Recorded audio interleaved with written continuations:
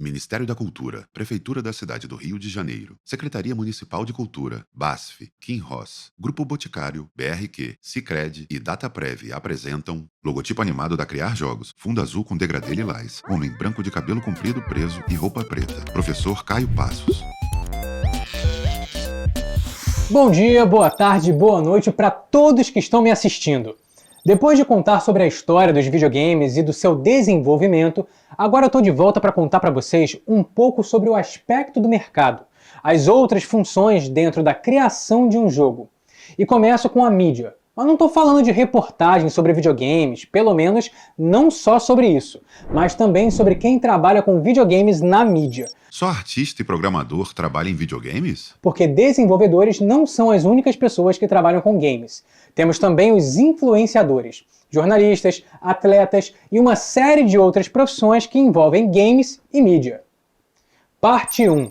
Os jogos na mídia. Efeito sonoro referente ao que o professor está citando. Antes de nos aventurarmos pelos bastidores do processo de criação de um jogo, eu quero mostrar para vocês uma etapa do mercado de jogos que todos devem ver sempre, mas a maioria não percebe a importância.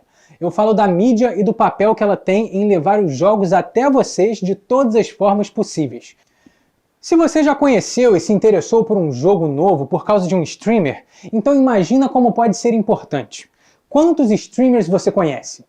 Quantos produtores e produtoras de conteúdo sobre jogos acompanha pelo Twitter, YouTube, TikTok, Instagram, Twitch e até mesmo mídias tradicionais como sites de notícia e TV? Aqui estamos falando do marketing dos jogos. É quando alguém os faz chegar até nós, o público. A indústria dos jogos é uma máquina de fabricar hype. É cheia de grandes eventos onde as empresas se reúnem para apresentar e anunciar seus próximos lançamentos e começar a construir a ansiedade dos jogadores. Eventos como a E3, Tokyo Game Show, Gamescom e a BGS são só alguns dos exemplos. Alguém aí já assistiu um desses eventos? A E3, por muito tempo, foi o maior deles. Era lá que os grandes anúncios aconteciam. Há momentos lendários, como quando a Sony mostrou a que veio ao esperar que a Sega anunciasse o valor do Saturn antes de divulgar o preço do PlayStation, mais barato que o concorrente. $299. Cena de uma palestra, onde um homem branco é aplaudido logo após anunciar o valor. Em seu púlpito está escrito Sony. Ouvindo para momentos mais recentes, quando a Nintendo revelou pela primeira vez o revolucionário Wii. Cena de outra palestra, onde um homem asiático levanta para sua audiência uma pequena caixa preta. We gave you DS, a new Game Boy, and new games to play on them.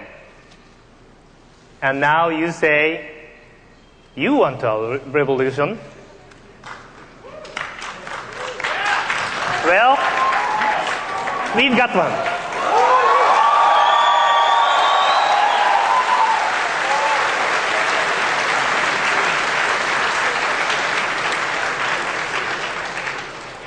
This is a Nintendo Revolution prototype.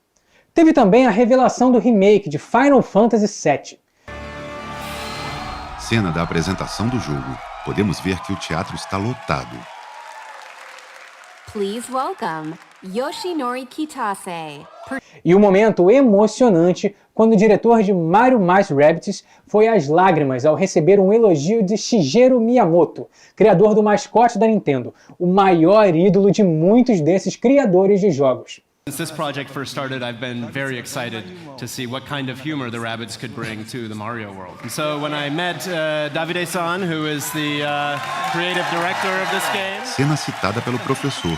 O homenageado está em meio à plateia. Ele levanta e agradece, muito emocionado. When I met Davide-san, I had just one condition for this project. Foi essa mistura de campanhas de marketing planejadas com humanidade que tornava esses eventos tão interessantes. Mas as coisas mudaram muito, e o formato antigo deles foi perdendo um pouco a força.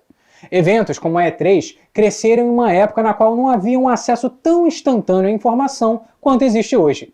Quando não víamos trailers de jogos, enquanto agora eles estão por todas as partes. No meu tempo, a gente se informava sobre os lançamentos, com revistas como a Super Game Power, a Gamers e a EGM. Hoje, o acesso que temos aos lançamentos é quase instantâneo. A Nintendo lança um Direct, a Microsoft e a Sony fazem seus eventos próprios, assim como as grandes publishers como a Capcom e a Ubisoft. Além disso, temos contato com os jogos através dos streamers, gente como o Alan Zoca, o Gaulês, a Camilota, uma galera que atualmente vive de levar os jogos até nós. Isso era impensável até uns anos atrás. Com as redes sociais, as desenvolvedoras têm um contato bem mais próximo com o público, podendo ouvir as dúvidas, responder críticas e elogios, tudo ao vivo, em tempo real e direto com a pessoa. Antigamente, aqui no Brasil, a Nintendo e a Gradiente criaram a Powerline, para onde era possível ligar pedindo dicas e informações sobre os jogos da Nintendo. Agora imagina, você, hoje em dia, esperaria alguém te atender para conseguir alguma coisa dessas? Claro que não, e as pessoas que participam disso também estão trabalhando com os jogos. Parte 2. Os eSports e os influenciadores. Eu aposto que muitos aí sentiram vontade de trabalhar com jogos primeiro por causa dos esportes. Acertei? Muitos devem ter seu jogo e esportistas favoritos, e acompanhando os campeonatos já quis tentar competir. E as chances não diminuem porque tem cada vez mais jogos com foco competitivo sendo lançados, e por isso cada vez mais campeonatos sendo realizados. Está cada vez mais comum vermos por aí gente torcendo por times nacionais, como fazem os esportes tradicionais. É só tomar como exemplo o caso recente da Loud, atual campeã mundial de Valorant, que eu tenho certeza que muitos que estão me assistindo acompanharam, porque eu fiquei ali, coladinho na TV assistindo. Esse aí é um grupo de trabalhadores da indústria de games que surgiu tem pouco tempo. Foto do grupo de trabalhadores de games. São 6 homens jovens, felizes e parecem comemorar algum feito. E ganhou a atenção de todos pela quantidade de pessoas que movem. E todo tipo de jogo pode virar uma competição séria. Olha, por exemplo, o Street Fighter, que eu cresci jogando em fliperamas e agora é o grande protagonista do EVO, maior campeonato de jogos de luta do mundo. E pensar que até uns anos atrás, o EVO era um torneio ainda pequeno, com breves momentos incríveis, como na edição de 2004, quando duas lendas dos jogos de luta, Justin Wong e Daigo Umehara, protagonizaram essa luta que até hoje é lembrada.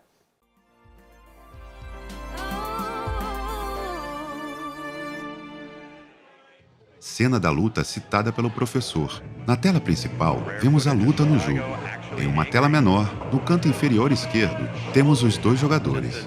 A plateia no local vai à loucura com o fim da luta. Now on the verge of putting Daigo down, 1-0.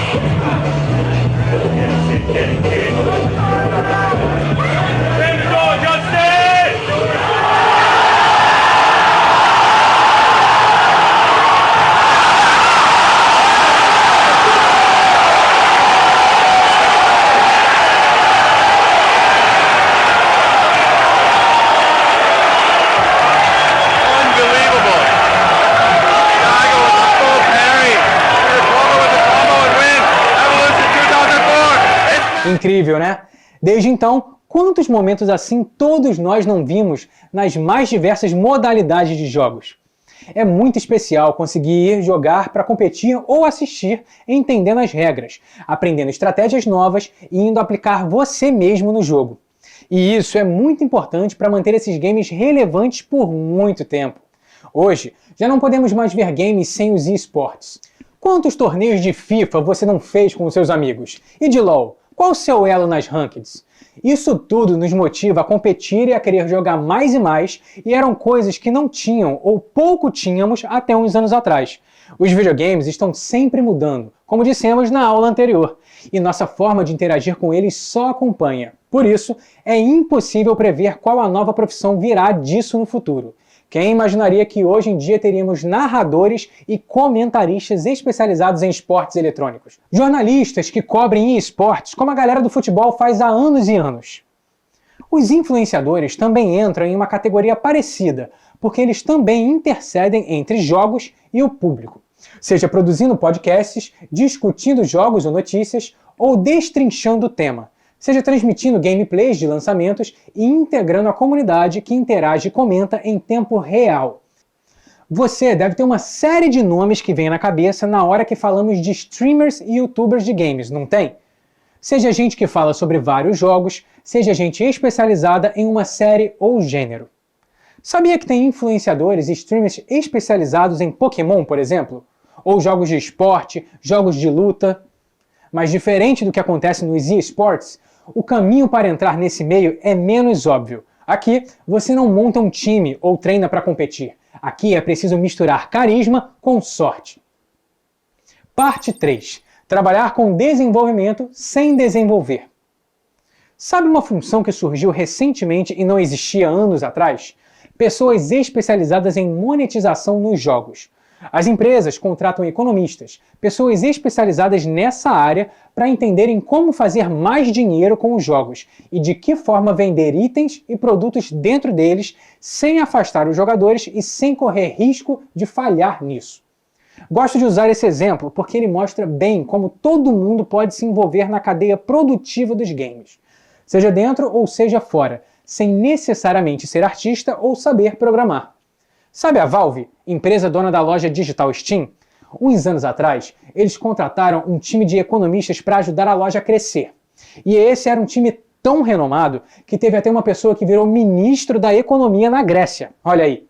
Então, isso vai para você que está estudando para uma nova carreira, mas tem pensado cada vez mais em se envolver com games. Procure descobrir formas de fazer a sua especialidade ajudar no desenvolvimento dos jogos, seja diretamente, seja como parte das diversas habilidades que são necessárias no desenvolvimento de projetos de médio e grande porte.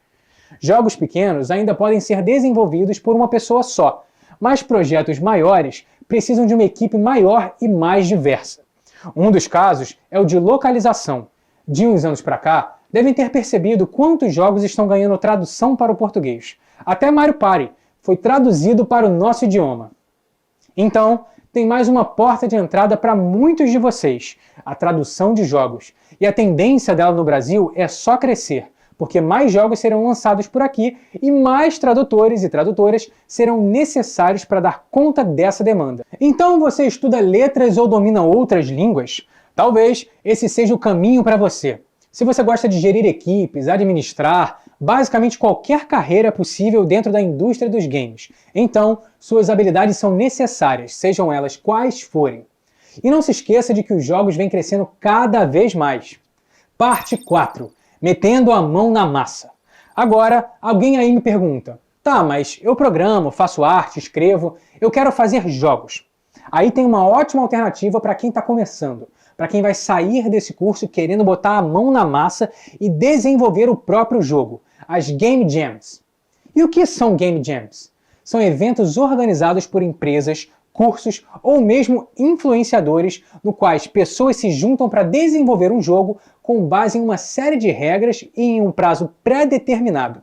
A ideia é colocar em prática sua habilidade e fazer jogos e, em muitos casos, seu trabalho em equipe.